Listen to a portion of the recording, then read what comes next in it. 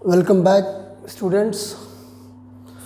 तो जो सीरीज हम लोगों ने शुरू की थी और उन वीडियोस के माध्यम से मैंने कुछ टॉपिक्स क्लियर भी किए थे, आपके कवर किए थे। अब पता नहीं क्लियर हो पाए कि नहीं, ये तो मुझे पता नहीं, क्योंकि आपके कमेंट्स कंटिन्यूअस आते नहीं हैं। तो अगर आप लोग कमेंट देते रहते तो मुझे पता लगता कि हाँ, मैंने जो किया है वो बिल्कुल आपके ज़रूरत के हिसाब का है।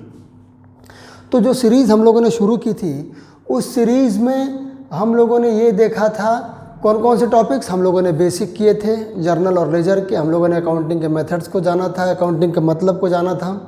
फिर उसके बाद हम लोगों ने BRS, सब्सिडरी बुक्स, डेप्रिसिएशन और तक का सफ़र किया था। फिर उसके बाद एक छोटा सा ब्रेक हो गया, जिसके बाद मैं आपके साथ सिर्फ शॉर्ट्स के माध्यम से जुड़ा रहा। शॉर्ट्स सिर्फ एक माध्यम है आपसे जुड़े रहने का, आपको समय समय पर चीज़ों को बताते रहने का। अगर आप मुझसे कोई छोटा डाउट पूछते तो मैं उस शॉर्ट्स के माध्यम से आपके डाउट्स भी क्लियर करने का प्रयास करता, लेकिन डाउट्स अभी आने तो शुरू नहीं हुए हैं आप लोगों की तरफ से। तो रही बात हमारे नेक्स्ट टॉपिक की, जिस टॉपिक के साथ मैं अपने इस सफ़र को दोबारा शुरू करने जा रहा हूँ, और वो टॉपिक है रेक्टिफिकेशन। रेक्टिफिकेशन जिसका मतलब होता है सुधार। रेक्टिफिकेशन मतलब कि कोई गलती हुई है जिसके सुधार की बात हो रही है यहाँ पे। और मैं आपको बता दूं कि रेक्टिफिकेशन एक अपने आप में एक बहुत बड़ा कॉन्सेप्ट है, बहुत बड़ा टॉपिक है। ये अब आने वाले जितने भी आपके सामने चीज़ें आएंगी, वहाँ पे आपको ज़्यादातर जगहों पे रेक्टिफिकेशन को ही फेस करना है। क्या है तो रेक्टिफिकेशन में चीज़ें क्या होती हैं कि मैंने कोई गलत एंट्री कर दी, गलत रिकॉर्डिंग, गलत पोस्टिंग, या फिर मैंने कुछ पोस्टिंग करने से छूट गया, मेरे द्वारा कोई चीज़ को रिकॉर्ड होना रह गया। तो ये सारी चीज़ें रेक्टिफिकेशन के दायरे में आती हैं और इनको रेक्टिफाई करके हमको अपनी बुक्स में लिखना होता है। तो जैसे ही हमारे दिमाग में आता है कि रेक्टिफिकेशन, तो हमारे दिमाग में आता है कि there must be an error. भाई हम सुधार किन के करते हैं? गलतियों का, त्रुटियों का। त्रुटि तो इन त्रुटियों के होने के कारण बहुत सारे हो सकते हैं, और हम उन कारणों पे नहीं जाएंगे क्योंकि हमारा भी फोकस है क्या, अकाउंटिंग पे बात करना। तो होने के कारण भाई आप ये मिस्टेक से भी हो सकते हैं, बाय मिस्टेक भी हो सकते हैं, और ये विलिंगली भी हो सकते हैं, जानबूझ के किया गया काम। तो जब हमसे कोई मिस्टेक होती है तो वाकई में अकाउंटिंग में होता क्या है? होता ये है कि अकाउंटिंग में अगर कोई मिस्टेक हुआ तो नॉर्मली हम लोग क्या करते हैं? Normally every transaction effects at least 2 ledgers and these effects are shown in the books as debit and credit।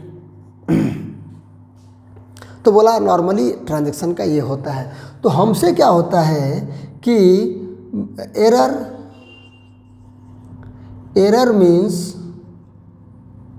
The effect of transaction recorded और पोस्टेड in a wrong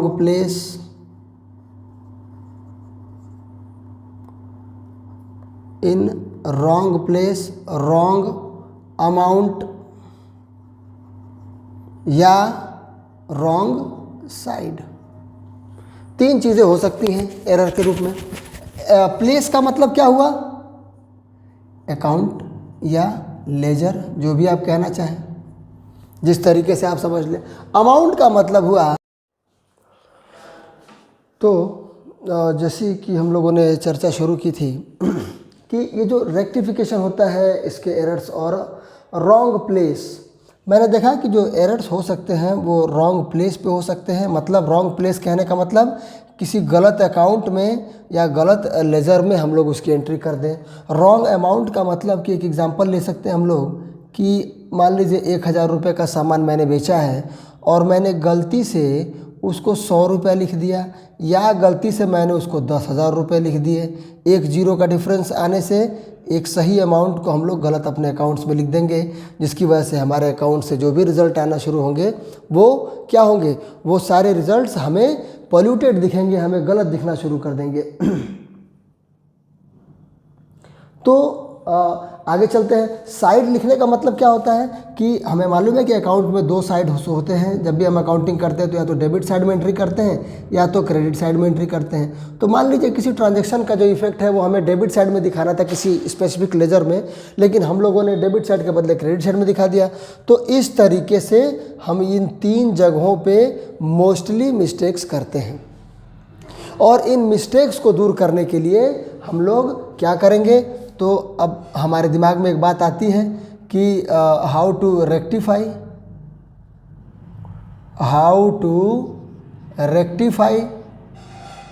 तो रेक्टिफिकेशन का एक ही इलाज है कि जब हमें मान लीजिए हमारे दिमाग में जो नॉर्मली आता है एज अ कॉमन मैन कि कट कर सकते हैं हम लोग उसको, उस पर वाइटनर चला सकते हैं, बहुत सारे ये जो उलझुल हमारे दिमाग में जो हम लोग बचपन से करते आ रहे हैं। तो आपको बता दें कि अकाउंटिंग में ये सारी चीज़ें अलाउड नहीं होती हैं। जैसे ही आपने अकाउंटिंग में कट मार्क वगैरह किया, वो अकाउंटिंग स्टैंडर्ड्स के अनुसार वो आपका जो अकाउंटिंग जो इन्फॉर्मेशन आ रही है वो इन्फॉर्मेशन को सही फेयर नहीं माना जाएगा।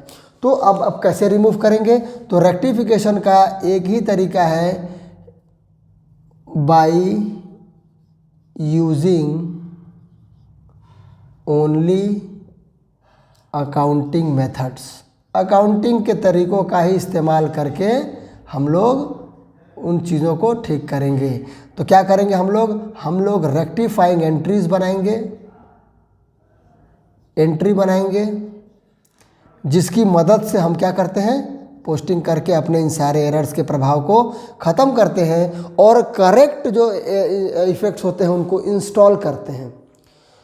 ठीक, चलिए आगे चलते हैं। अब ये मेथड्स कैसे हम लोग को इम्प्लीमेंट करना चाहिए, तो इसके लिए एक प्रोसेस हम लोगों ने इजाद किया है कि अगर इन प्रोसेसेस को फॉलो किया जाए तो शायद ये मेथड्स हमारे लिए और भी आसान बन जाए। तो पहला क्या है, आइडेंटिफाई द मिस्टेक।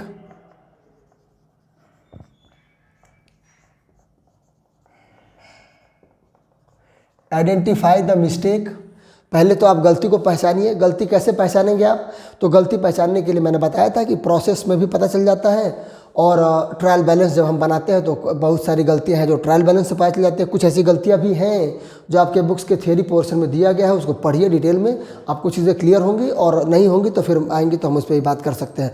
लेकिन अभी के लिए मैं इतना ही बताऊंगा कि ट्रायल बैलेंस में भी कुछ ऐसी गलतियां हैं जो ट्रायल बैलेंस में नहीं डिटेक्ट हो पाती हैं, तो उनको डिटेक्ट करने के और भी अलग अलग टेक्निक्स हैं। उन टेक्निक्स पर जब समय आएगा तो बात किया जाएगा, जब टॉपिक्स हमारे सिलेबस में आएंगे तो बात करेंगे। लेकिन अभी क्या है कि आइडेंटिफाई द मिस्टेक, पहला काम क्या करेंगे, हम लोग गलती पता करेंगे। तो गलती हमें क्या कर रहे हैं, हमारे क्वेश्चन में दी रहेगी, it will be given in the question. तो हमारा पहला काम तो हमारे क्वेश्चन ने आसान कर दिया। उसके बाद क्या करेंगे हम लोग, एनालाइज द रॉन्ग इफेक्ट। हम पता करेंगे कि हमारी गलती से किन किन लेजर्स पे गलत प्रभाव पड़ा है, किन किन लेजर्स पे जो प्रभाव पड़ना चाहिए था वो प्रभाव न पड़ के उन पे गलत प्रभाव पड़ा है। तो इस तरीके से हम लोग क्या करेंगे, एनालाइज करेंगे अपने उन लेजर्स पे पड़ने वाले गलत इफेक्ट्स का, और फिर remove the wrong effect by giving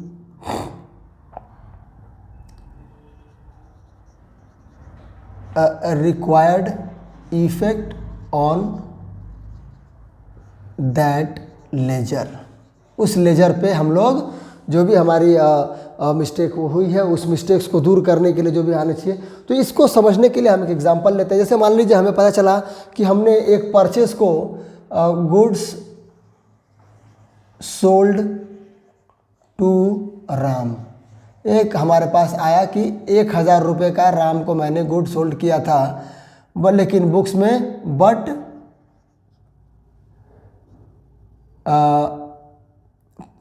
but in books posted as 100, बोला कि 1000 का सामान बेचा लेकिन बुक्स में हम लोगों ने सिर्फ 100 रुपये लिखे। अब क्या करेंगे? तो पहला काम आइडेंटिफाई द मिस्टेक। मिस्टेक हमें मालूम है, हमारा क्वेश्चन में analyse the wrong effect. Wrong effect क्या हुआ, कैसे पता करेंगे? तो भाई राम को मैंने अगर गुड सोल्ड किया है तो राम, इसकी जर्नल एंट्री क्या बननी चाहिए थी? इफेक्ट तो यहीं से पता चलते हैं, Ram's account debit to sales account. कितने से? 1000 से होना चाहिए था। मतलब राम को 1000 से डेबिट होना चाहिए था, लेकिन राम कितने से डेबिट हुआ है? 100 से। और सेल्स अकाउंट को 1000 से क्रेडिट होना था, लेकिन सेल्स अकाउंट सिर्फ 100 से क्रेडिट हुआ है। तो हम इसका इफेक्ट क्या हमें पता चल के आया? रॉन्ग इफेक्ट क्या है? Ram's account is less debited by 900 और sales account is less credited by 900। तो अगर हम कोई चीज़ को, मुझे इतना डेबिट करना था, इतना, और मैंने उसे सिर्फ इतना ही डेबिट किया है, तो मेरे हिसाब से उसको इतना और डेबिट कर दे तो वो जितनी डेबिट करनी थी उतनी ज़रूरत पूरी हो जाएगी। तो हम राम को क्या करेंगे? रेक्टिफाई करेंगे, राम को 900 से डेबिट कर देंगे, और जिसको क्रेडिट होना था उसको 900 से क्रेडिट कर देंगे। तो हमारी रेक्टिफाइंग एंट्री बनेगी, हमारी रेक्टिफाइंग एंट्री क्या बनेगी? Ram's account debit to sales account कितने से? तो 900 एंड 900। तो ये एक बेसिक चीज़, बेसिक एग्जाम्पल के साथ मैंने आपके ये चीज़ों को बताया है। मेरे इस पूरे वीडियो में चीज़ें तो सारी इम्पॉर्टेंट हैं, लेकिन ये सबसे ज़्यादा इम्पॉर्टेंट है, और इसको कल हम लोग, मतलब कि अपनी नेक्स्ट वीडियो में मैं इन तीनों स्टेप्स पे बात करूँगा। और तब तक मैं यही चाहूँगा कि आप जितने भी बेसिक, जैसे आपके NCERT के क्वेश्चंस दिए गए हैं, पहले, दूसरा, तीसरा, 2-3 क्वेश्चन करिए, और जो भी डाउट्स आते हैं आप उनको शेयर करना ना भूलें, क्योंकि उन डाउट्स के आधार पर ही मैं अपनी अगली वीडियो प्लान करूँगा। तो बच्चों, आपके एग्ज़ाम्स भी चल ही रहे होंगे, तो आपके एग्ज़ाम्स के लिए ऑल द बेस्ट। और वीडियो पे मैं प्रयास करूंगा कि रेगुलर वीडियो बनाता रहूं, अगले अलग अलग नए टॉपिक्स पे के साथ आपके पास आपके सिलेबस के जितने भी टॉपिक्स हैं उनको कवर करना मेरा मकसद है। तो मैं आता रहूंगा, और आप भी 7 बजे मेरी वीडियो का इंतज़ार करना ना भूलें। हो सकता है कभी कभी वीडियोज़ न लेके मैं आ पाऊँ, लेकिन आता रहूँगा मैं। और अपने दोस्तों को जो भी कॉमर्स सेम स्ट्रीम में हैं और मेरे वीडियो के बारे में नहीं जानते हैं, तो अगर आपको अच्छा लगे तो आप उनको ज़रूर बताइए। सब्सक्राइब और लाइक करना ना भूलें। वीडियो को पूरा देखें, वीडियो के साथ नोट्स बनाएं और अपने डाउट शेयर करते रहें।